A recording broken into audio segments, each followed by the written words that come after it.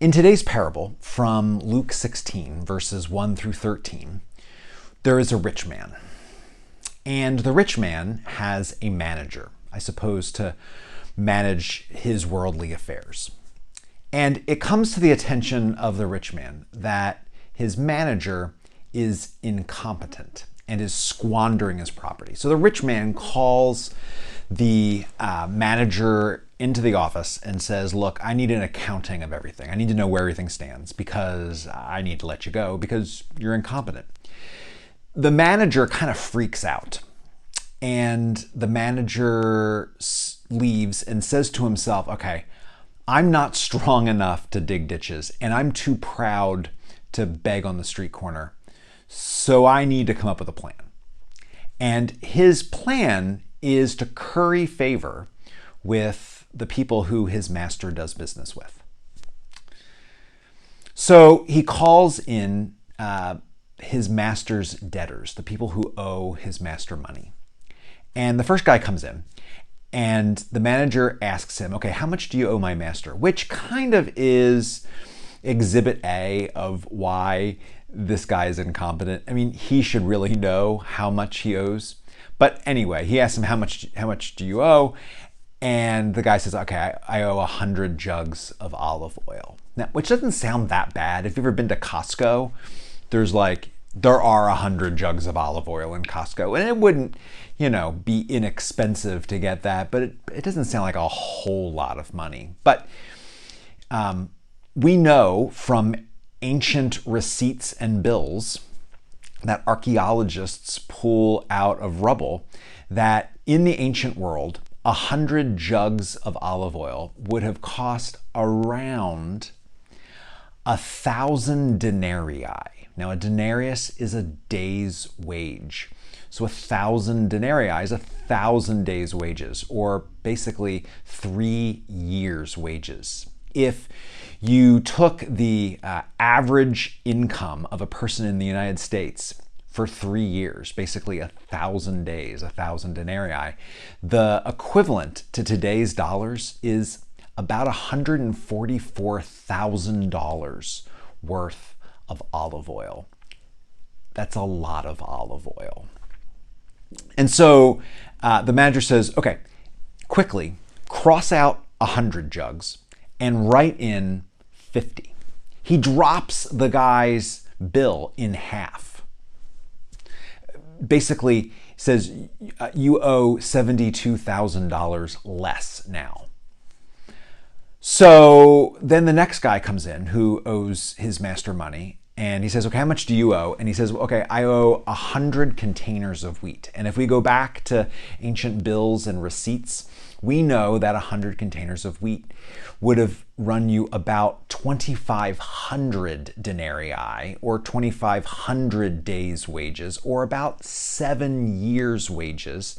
And in today's dollars, that would be about $336,000.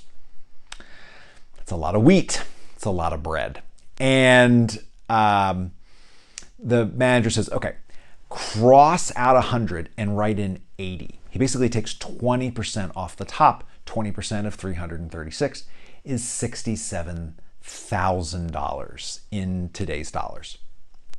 So I do find it kind of interesting that this manager is dropping the debtor's amount by about the same amount. He's like knocking off around $70,000 off of everybody. I just find that interesting. He didn't just pull out 50%, 20% off the top of his head. There was a little method to the madness.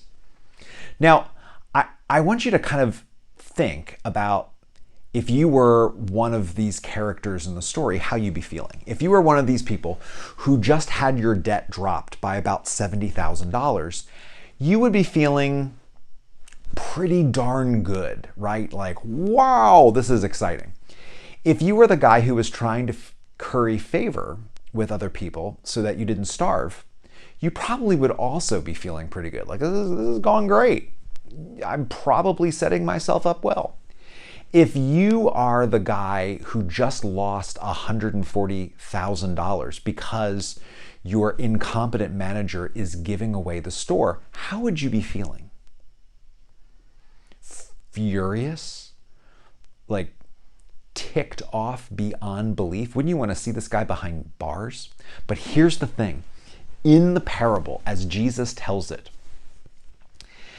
the master commends the dishonest manager for his boldness, for his shrewdness, for his audacity. He commends him. This guy probably hadn't been commended for anything in his job in a long time, but now he's being commended for his dishonesty. What's this parable about? Isn't this the strangest parable? You got incompetency, you have dishonesty, and like, where's the morality here? What's going on? So this is a parable. And a parable was a specific kind of communication in the ancient world. And as a specific kind of communication, it had a form, a style. If I asked you to write a haiku, you might have to Google it to remember how many lines and how many syllables. But there's a form to how you write a haiku. If I asked you to write a sonnet, you might have to Google how many lines, how many syllables in each one, is that have anything to do with iambic pentameter, but you would know that there's a form. If I asked you to write me a letter of recommendation, you know that there's a form. And hopefully your letter of recommendation for me wouldn't be a haiku, because that would be strange. So each one of those things has a form. A parable had a form. And in the ancient world, people knew parables pretty well. They'd look at a parable and they'd be like, oh, it's a parable. It's not a haiku. It's not a sonnet. It's a parable. Parables in the ancient world were related to another ancient communication style, which was the riddle. Parables were meant to be figured out. It is interesting that Jesus teaches in parables all the time in the Gospels. And very rarely does Jesus give a parable and then tell what the parable's about. He does it a couple times, but rarely. Most of the time he just gives a parable and walks away. Because you're supposed to figure it out. If I handed you a book of riddles and there was the riddle and the next paragraph was the answer, that'd be a terrible book of riddles. Like, if you want to do riddles, you want to try and figure it out.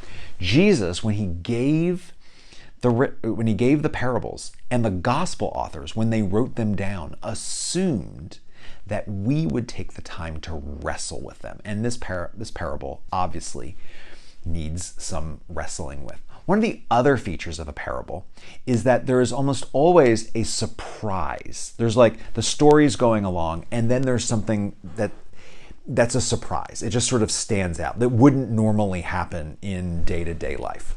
So you think back to this one. Okay, we have a manager who's incompetent. Is that a surprise? Is that out of the ordinary? Have you ever heard of incompetent managers? Ever worked for an incompetent manager? Right? Like, that's not an uncommon thing. Not uncommon 2,000 years ago. Unfortunately, not uncommon today. So then this guy then is dishonest in his business and personal dealings. Is that out of the ordinary? No, it's like on the evening news, like every night, right?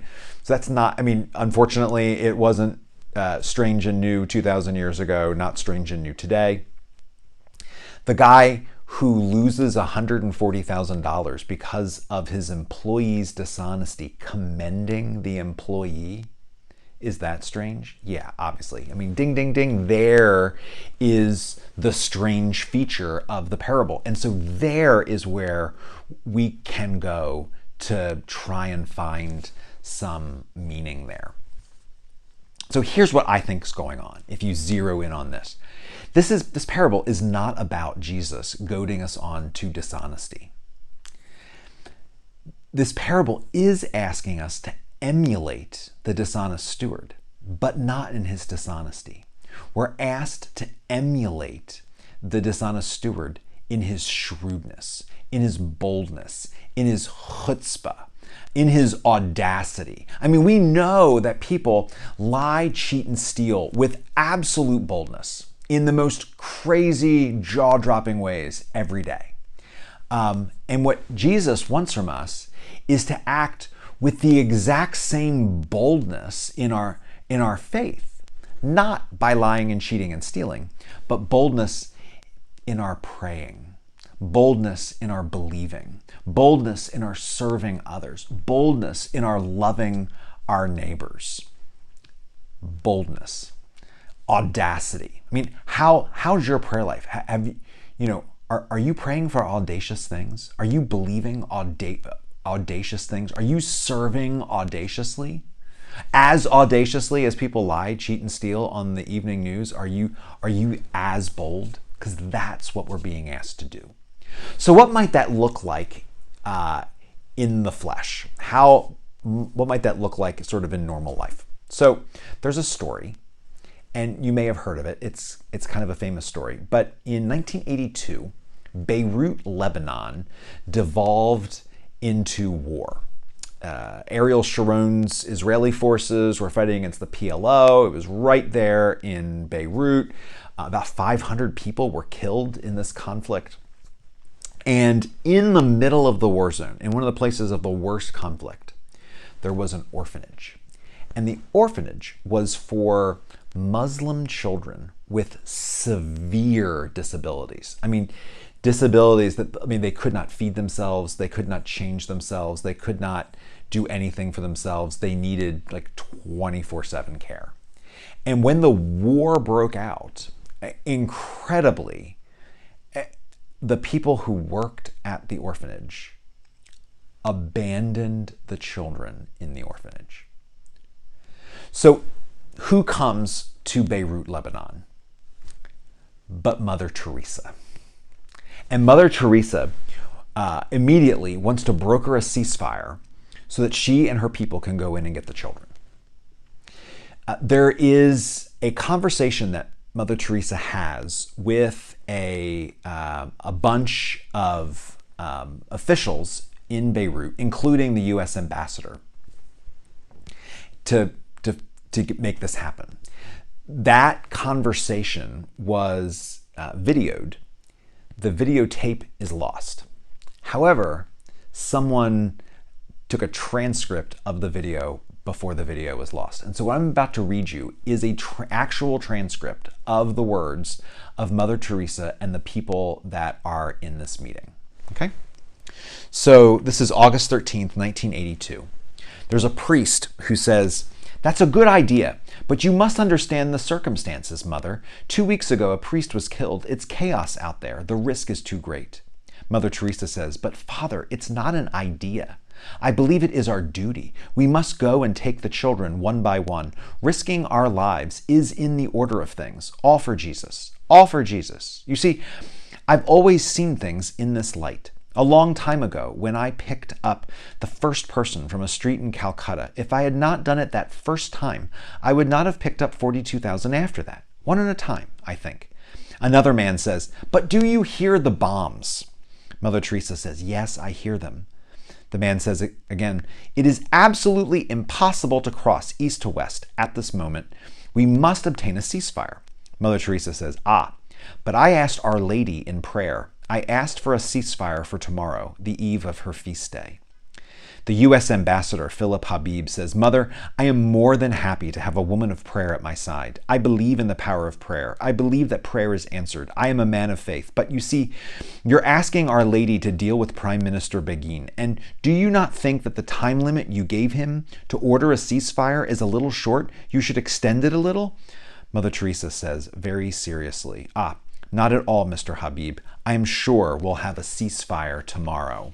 And the U.S. ambassador says, "If we get a ceasefire, I personally will ensure that arrangements are made for you to go to West Beirut tomorrow." I love how this group of men is trying to mansplain faith and prayer to Mother Teresa. Like, yeah, but it's impossible. And she's like, "No, it's not." And the ambassador is like, your prayers are too bold. You've given God too short of time to work. You need to give God more time to work. And Mother Teresa's like, "Yeah, no, I don't. We're good."